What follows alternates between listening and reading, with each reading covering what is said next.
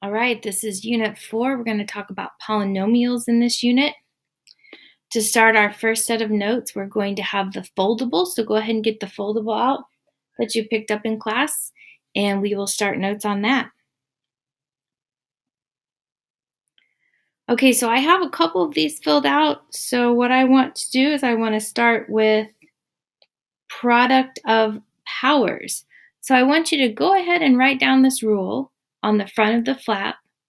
A to the m times a to the n. Notice they both have the same base, and the rule says that we add the exponents. So let's come up here to this part of the foldable. So for you, you're just going to open your flap. So let's see why this works. So if we have x squared, that's really x times x.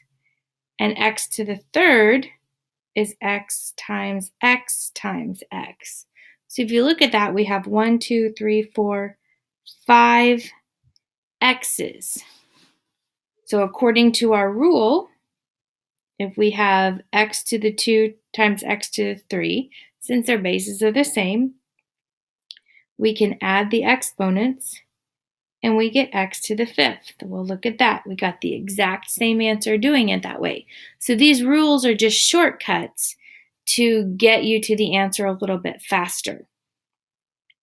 So remember, it just says if it has the same base. So in this case, 2 to the first and 2 to the fourth have the same base.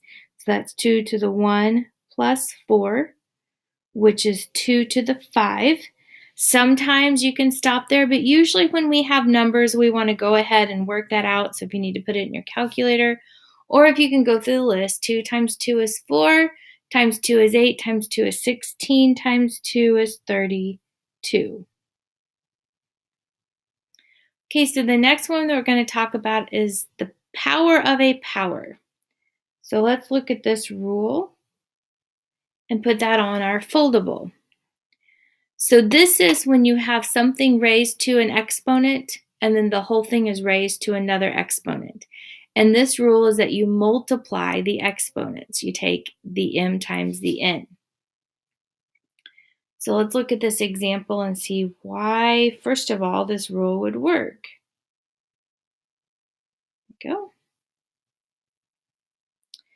Okay, so let's look at this example that we have. We have x squared to the third power. So that means that we have 3 x squared times x squared times x squared. And x squared we know is really just x times x. And the next one is x times x. And the next one is x times x. Well, there's 6 of them, so that's x to the 6th. So let's go over here and let's try it with the rule. It said that we multiply the exponents. Well, 2 times 3 is 6, so that is x to the 6th power. So let's try this one. This one's a to the 4 times 4, which is a to the 16th. Okay, so let's look at our next rule and see what we have here. Power of a product. So product means we have 2 numbers multiplied by each other, so a times b. That whole thing is raised to an exponent, to the power of m. So this one means that we take the m, or the exponent, and it goes to every single term. So let's go see maybe why this would work. So go back up here. For you, just opening your flap of your foldable. How does this work? Well, this is to the third power again. So this is really 2 times x times 2 times x times 2 times x. Well, if I rearrange that, it's 2 times 2 times 2 times x times x times x. Well, there are 3 2's and there are 3 x's. And we know that we can take any number, when the base is a number, to a power. We can go ahead and simplify that. 2 times 2 is 4 times 2 is 8, x to the third. And that was quite a bit of writing. If we come over here, really what we're saying is this is to the first power, this is to the first power, we're saying 2 to the 1 times 3 and x to the 1 times 3. So we are getting 2 to the third power times x to the third power, and 2 to the third power is 8 times x to the third. So it worked. So this next example, the 4 goes to both terms. So x to the 2 times 4, remember there's invisible 1 there, y to the 1 times 4. So 2 times 4 is 8, 1 times 4 is 4. And you get your answer. All right, so now we're going to move to the power of a quotient. Quotient means, or quotient of powers, quotient of powers. Quotient means divide, so we're looking at division problems here. So we have the quotient of a to the m over a to the n. Now this is important because these have to have the same base in order for it to work. And my subtraction sign looks more like a multiply sign, so let's fix that. M minus n. So if they have the same base, you just subtract your exponents. The top minus the bottom. You always subtract the one on the bottom from the top. The denominator is subtracted from the numerator. So let's go look at this example. So let's first look at why would this possibly work. So we have x to the fourth, which we know is x times x times x times x, over x to the third, which is x times x times x. And we know that anything over itself is equal to 1.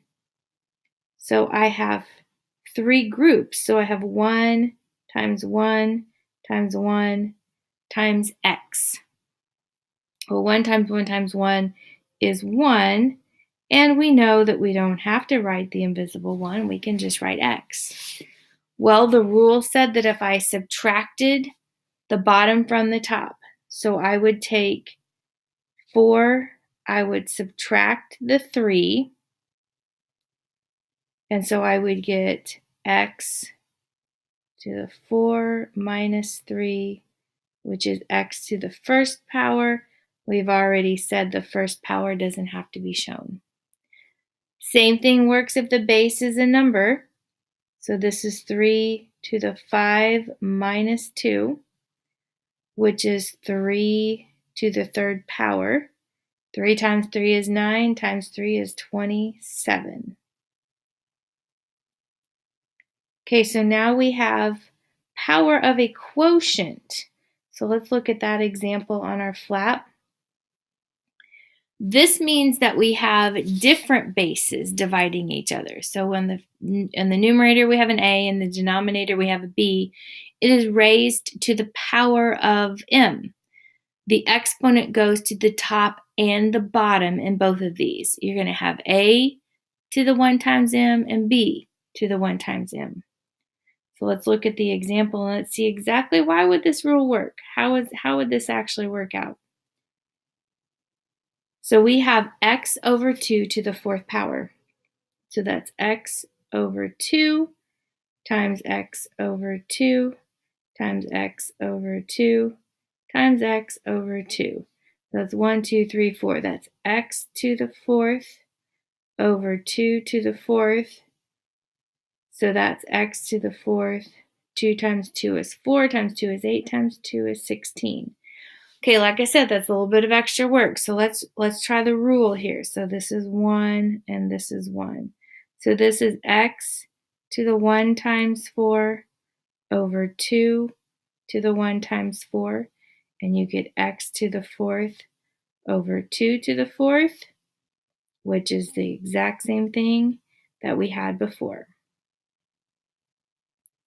Okay, so there are a few more here. That's okay on this next example. If it doesn't have an exponent, it's a 1. So this is 3 to the 1 times 2, a to the 2 times 2, over b to the 1 times 2. So that's 3 squared, a to the 4th, They got all crazy on me. Over b squared. And like I said, we can take that number that's raised to a power and we can actually simplify that. So that's going to be 9 a to the 4th over b squared.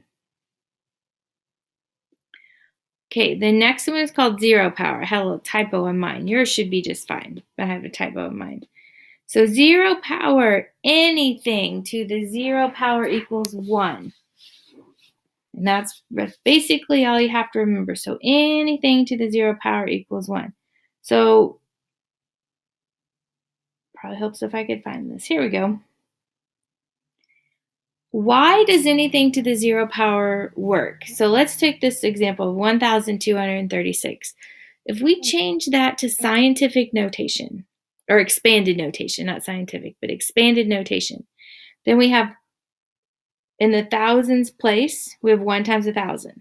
In the hundreds place, we have 2 times 100. In the tens place, we have 3 times 10. And in the ones place, we have 6 times 1. Well, we know that we can take that expanded notation and we can write it with exponents. So 1,000 is really 10 to the 3rd power. 100 is really 10 to the 2nd power. 10 is 10 to the 1st power. So 1 is 10 to the 0 power. Anything to the 0 power is 1. So 2 to the 0 power is 1.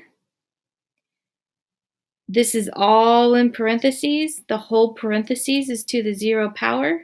So it's 1. And I know you were set at 2, but let's make that a 0. Because the purpose of this to show is even if we have all of this stuff going on here, it's still all to the 0 power, so it's 1. All right, and the last one we want to talk about are negative exponents. And so if you have a to the negative m, you really just take that from the numerator to the denominator and you make it positive. And if it was in the denominator, you could bring it to the numerator and make it positive. You cross that fraction bar, you cross that fraction line, and you can change the sign. So let's see why this might work. There we go. All right, so let's look at this. 2 to the 3rd power. 2 times 2 is 4 times 2 is 8. 2 to the 2nd power is 4. 2 to the 1st power is 2. 2 to the 0 power is 1. So pause for a second and put in your calculator. What's 2 to the negative 1 power? So on your calculator, that's going to be 2 caret negative 1. You should get 0.5 or 0.5, which is really 1/2. 1/2 and 0.5 are the same things. Well, look at that. That's just, if I take that to the negative 1, move it to the bottom of the fraction bar, I get 1/2. If you put 2 to the negative 2 in your calculator, try that and see what you get. Hopefully you got 0.25, which is 1/4. Well, 1/4 is really 1 over 2 times, or 2 to the 2nd power, because 2 times 2 is 4. So look at that. That's 2 to the negative 2. If you flip that across the fraction line, then you get 1 over 2 squared. So let's look at these examples and see how this works. This is negative. So we're going to take this whole thing, flip it across the sign, or across the fraction bar, and that's going to be x to the positive 5. Now on this next example, the negative sign is only with the x. It's not with the 2. It would have to be in parentheses if it were with the 2. So here's our fraction line. It's invisible until we need it. It's going to flip down to the denominator. So that's 2 over x to the 3rd. Okay, so now let's go back. I'm going to go back to our note page for just a second, and you're going to glue or tape your foldable in once we're finished. I want to point out down here at the bottom, we now have added a section for you to jot down any questions that you have while you're watching the videos. And then at the beginning of class, we'll make sure that we answer those questions that you've jotted down so that you can get any of those questions answered. That was one of the things that you guys requested. So we made sure we put it in for the notes for this unit. The last thing we want to talk about is going from radical form to exponential form. So radical form is this square root thing that you've seen before. And then exponential form means that we have an exponent. So what we need to realize is that anytime we have a square root, it can be rewritten as the fraction, as the exponential fraction to the 1/2. So if we have the square root of 7ab, it can be written, now you have to put it in parentheses, 7ab has to be in parentheses, and the whole thing is to the 1/2 power. Now in reverse, only the z is to the 1/2 power. So when we write this, we're going to have 5x, and then we will have the square root of z. The last two require our calculator, so we will do those in class together.